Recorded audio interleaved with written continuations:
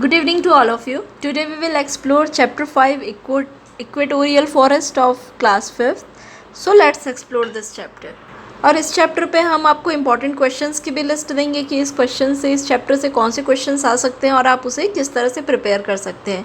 So let's start this chapter. So equatorial forest में सबसे important है, सबसे पहले आपका दिया हुआ है लोकेशन. सो जैसा कि नाम से ही क्लियर है, equatorial forest. So equatorial forest near to equators होंगे, राइट इसीलिए ही इसका नाम है इक्वेटोरियल फॉरेस्ट. इक्वेटर्स क्या होते हैं? The line which has divided the earth into two parts. So equator rain forest जो है, जैसा कि नाम से ही क्लियर है, ये इक्वेटर्स के बिटवीन अब कहाँ होते हैं? So between 0 degree to 10 degree north and the south of the equator. Equator के नॉर्थ साइड पे और साउथ साइड पे, दोनों ही साइड पे अगर हम देखेंगे तो इक्वेटोरियल फॉरेस्ट होते हैं. एंड इक्वेटोरियल्स जो रीजन्स होते हैं वो टॉरिड जोन्स होते हैं, टॉरिड जोन्स होते हैं और वे हॉट और वेट रहते हैं all the time through out all the years के लिए. सभी मीन्स वहाँ पे गर्मी बहुत ज़्यादा होती है. अगर हम मैप को देखें, सो मैप पे हम देख पाएंगे कि कुछ पार्ट्स ऑफ 3 कॉन्टिनेंट्स इस पे आते हैं major: Asia, Africa and South America. जैसा कि ये वर्ल्ड मैप है जो कि दिया हुआ है आपकी बुक में.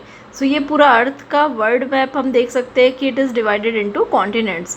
सो मेजर जो कॉन्टिनेंट्स हैं वो कौन से आते हैं? एशिया के, जैसे इस पार्ट पे आप देख सकते हैं, this part of Asia, it is the basically equatorial rain forest. And अगर अफ्रीका पे अगर हम देखें तो अफ्रीका के ये पार्ट एंड साउथ अमेरिका पे. सो साउथ अमेरिका ही ये कंट्री, ये 3 मेन पार्ट्स हैं जहाँ इक्वेटोरियल फॉरेस्ट लोकेटेड हैं. अब अगर हम कंट्री की बात करें कि कौन से पार्ट, कॉन्टिनेंट्स का कुछ पार्ट तो कवर है, बट कौन सी कंट्री का पार्ट कवर है? सो साउथ अमेरिका पे हम देख सकते हैं कि साउथ अमेरिका पे कोलंबिया एंड द ब्राज़ील, ये आप देख सकते हैं, कोलंबिया और ब्राज़ील जो पार्ट है वो कवर करते हैं इक्वेटोरियल फॉरेस्ट पे. साथ ही साथ अगर हम देखें साउथ एशियंस पे हम देखते हैं तो Malaysia, Singapore, Indonesia, Sri Lanka and some parts of India का भी कुछ पार्ट यहाँ आप जैसा देख सकते हैं कि ये भी कवर होता है इक्वेटोरियल फॉरेस्ट से. So this is we have covered the location. और बेहतर तरीके से हम इसे एक्सप्लोर कर सकते हैं ग्लोब के वाया. जैसा कि आप देख सकते हैं ये इक्वेटर है. सो इक्वेटर से 10 डिग्री नॉर्थ की ओर, 10 डिग्री साउथ की ओर, ये जो एरिया होता है टोटल, इस जगह पे जो एरिया होगी वो कौन सा एरिया होगा? वो होगा इक्वेटोरियल्स फॉरेस्ट. जैसा आप देख सकते हैं अब ये जगह हॉट क्यों होती है? क्योंकि सन की जो रेज होती हैं वो डायरेक्टली इस जगह पे कैसी आती है? डायरेक्टली आती है. दैट्स वाई, इसीलिए ही ये जगह हॉट और ह्यूमिड होती है. Completed the location. Let's explore the climate. As the name suggest, climate means the atmosphere, वहाँ का रीजन्स कैसा है, वाटर रेनफॉल्स वहाँ कैसी होती है और किस तरह का एटमॉस्फियर्स होती है. सो इक्वेटोरियल्स फॉरेस्ट, क्योंकि हमने देखा अभी ग्लोब पे कि सन की जो रेज होती हैं वो डायरेक्ट वहाँ पे रिफ्लेक्ट होती हैं. तो सन की रेज अगर डायरेक्ट आएंगी किसी भी रीजन पे, सो वो रीजन डेफिनेटली हॉट होगा और ह्यूमिड होगा. So that's why the climate of equatorial forest is hot and humid. ये आपको याद रखना है, ये पूछा भी जाता है. हमने सबसे पहले लोकेशंस देखा, यहाँ आपको लोकेशंस पे याद रखना है कि कौन से 3 मेन कॉन्टिनेंट्स पे हैं, किस कंट्रीज़ पे हैं.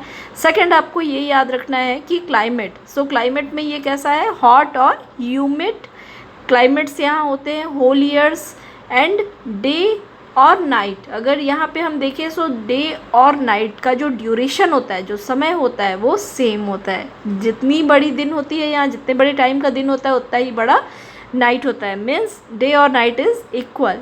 सो ह्यूमिडिटी क्या होती है? ह्यूमिडिटी, उमस हम कहते हैं, आर्द्रता कहते हैं कि जो मॉइस्चर है, जो मॉइस्चर होती है विंड पे वो बहुत ज़्यादा होती है. क्यों ज़्यादा होती है? क्योंकि यहाँ के जो रिवर्स होते हैं वहाँ इवापोरेशंस बहुत हाई होती है. आप खुद सोचिए कि अगर हमने वाटर साइकिल पे पढ़ा है कि इवापोरेशन के लिए सन रेज की नीड होती है और जहाँ सनलाइट सबसे ज़्यादा होगी वहाँ इवापोरेशन ज़्यादा होगा. अब इवापोरेशन होने के कारण मॉइस्चर आ जाएगी एयर पे, और एयर पे मॉइस्चर आ गई तो एटमॉस्फेयर कैसा हो गया, ह्यूमिडिटी हो गया। सो इसीलिए ही यहाँ पे इवापोरेशंस जो लार्ज बॉडीज़ हैं throughout the river, pond, seas से, and the transpiration of plants के भी ट्रांसपिरेशन हमने देखा था कि प्लांट्स के ट्रांसपिरेशन के थ्रू यहाँ जो मॉइस्ट होती है वो रिलीज़ हो जाती है। रेनफॉल अगर हम बात करें तो रेनिंग इस जगह पे हाईएस्ट होती है। एवरेज अगर हम देखें तो 250 से 350 सेंटीमीटर एनुअली रेन। कल हमने देखा था कि डिज़र्ट्स पे कितनी कम रेन होती है, और हमने साथ ही साथ देखा था कि ग्रासलैंड एरिया पे भी देखा था पिछली वीडियो में। अब इस पे देखें हमने तो इस एरिया पे एवरेज रेनफॉल होती है 250 to 350 सेंटीमीटर एनुअली, जो कि बहुत ज़्यादा है। जो रेनफॉल्स होती हैं वो साथ में थंडर स्टॉर्म्स मीन्स बादलों की गरजने के साथ में आती है। और इक्वेटोरियल, ये एक तरह का इक्वेटोरियल बेल्ट है, मीन्स यहाँ पे इसी तरह का एक ही सीज़न होता है जो कि हॉट होती है, ह्यूमिड होती है, और यहाँ कोई भी विंटर नहीं होता, कोई भी स्प्रिंग नहीं होती। यहाँ ठंड की ऋतु और बसंत की ऋतु जो होती है, सीजन्स जो होते हैं विंटर एंड स्प्रिंग, वो यहाँ पे फॉल नहीं होता। तो क्लाइमेट पे ओवरऑल हमने देखा कि हॉट और ह्यूमिड क्लाइमेट है। एवरेज रेनफॉल 250 से 350 सेंटीमीटर्स तक यहाँ होते हैं। और हमने देखा कि यहाँ बेसिकली ड्यू टू क्यों इतनी ह्यूमिडिटी होती है, due to evaporation from the water body. And इस पूरे जगह पे एक ही सीज़न होता है, वो है समर का, गर्मी का मौसम, और हॉट और ह्यूमिड एटमॉस्फेयर ही होल सीज़न पे रहता है। नाउ प्लांट लाइफ, अगर हम प्लांट लाइफ की बात करें इक्वेटोरियल फॉरेस्ट पे, तो जहाँ आप खुद ही देखिए कि जहाँ रेनिंग ज़्यादा होगी सो वहाँ पे प्लांट लाइफ भी बहुत अच्छी होगी। यस, दैट्स वाई यहाँ के जो फॉरेस्ट होते हैं उन्हें हम कहते हैं एवरग्रीन फॉरेस्ट। सो यहाँ पे अगर हम देखें तो थ्रू आउट ईयर अगर रेनफॉल होती है, सो यहाँ पे luxuriant growth of natural vegetation, यहाँ पे टर्म यूज़ किया है बुक पे luxuriant means related to luxury, related to growing healthy. बहुत ही अच्छे प्लांट्स यहाँ होते हैं। एवरग्रीन रीजन, जैसा कि हमने बताया कि हमेशा यहाँ पे ग्रीनरीज रहती हैं। यहाँ जो ट्रीज़ होते हैं वो बहुत ग्रीन होते हैं, और उनकी जो लीव्स होती है उस पर बहुत ज़्यादा शेड्स नहीं होती है।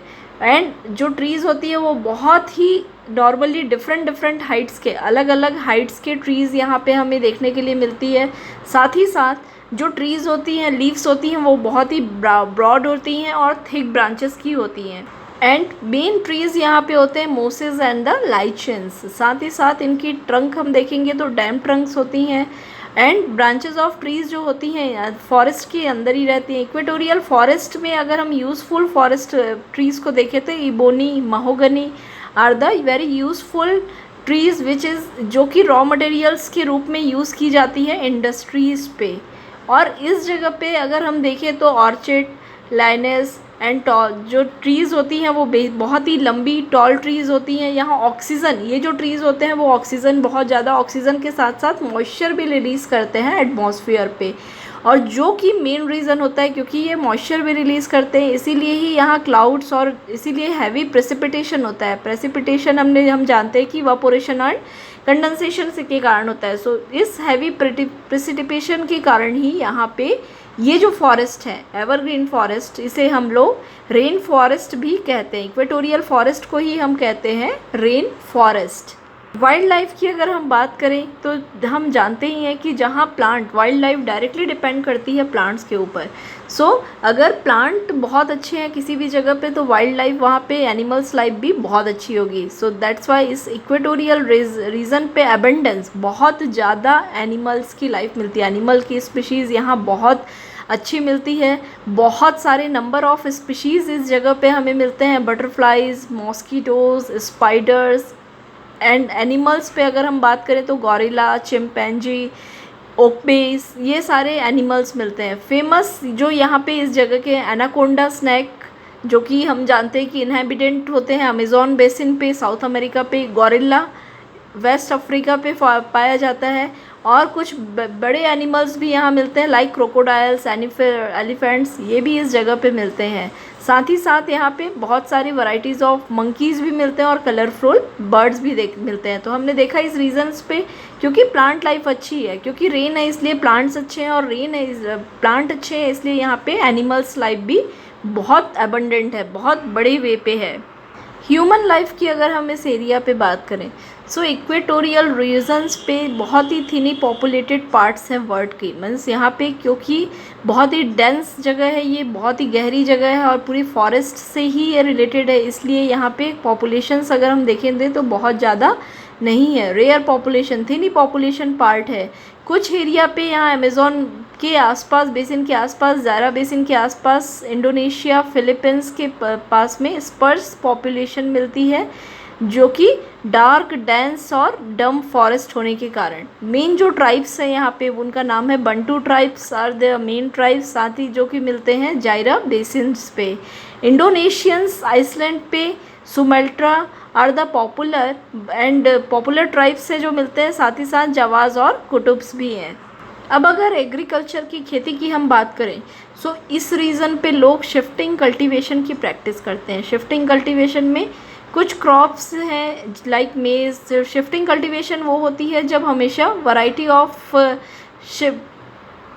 क्रॉप्स ग्रो की जाती है अलग अलग पैच पे, जैसे एक टाइम पे राइस लगाई जाती है, उसी पे ही मेज़, फिर इस तरह से, ताकि वो सॉइल की फर्टिलिटी सेम रहे, रिमेन रहे।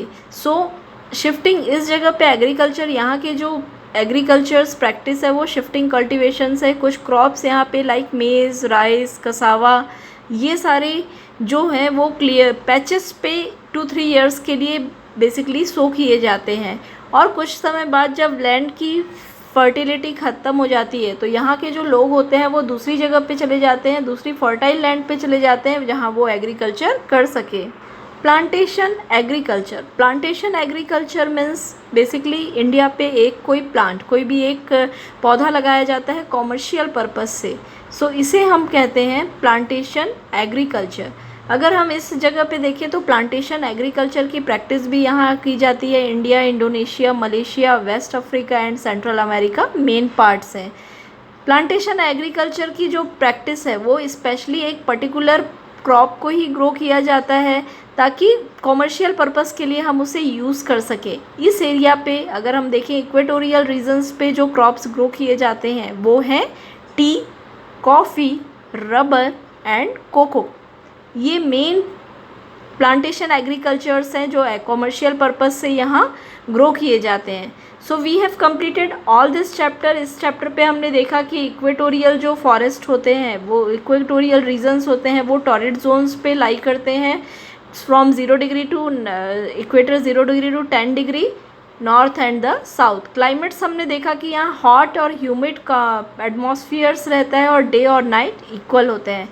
वैराइटीज़ ऑफ प्लांट इस एरिया पे फाउंड करते हैं, वैराइटीज़ ऑफ एनिमल्स इस एरिया पे फाउंड करते हैं। यहाँ की जो ट्रीज़ होते हैं वो बहुत सारी लेयर्स पे होते हैं। ट्राइबर्स यहाँ रहते हैं बहुत ज़्यादा। यहाँ पे अगर हम देखें तो ह्यूमन पॉपुलेशंस नहीं मिलती है, कुछ ऐसे रहते हैं। यहाँ जो एग्रीकल्चरल प्रैक्टिस है वो भी एक जगह पे फर्टिलिटी, सॉइल की फर्टिलिटी तक वहाँ रहते हैं, बाकी दूसरी जगह पे चले जाते हैं। प्लांटेशन एग्रीकल्चर की प्रैक्टिस इस जगह पे की जाती है। So we have completed all about this chapter, equatorial forest. If you have any doubt, any query, please write us on the comment. Definitely we will clear it to you. So and please subscribe our channel because we are uploading all the chapters related to your syllabus of CBSE. Thank you for watching. Thank you.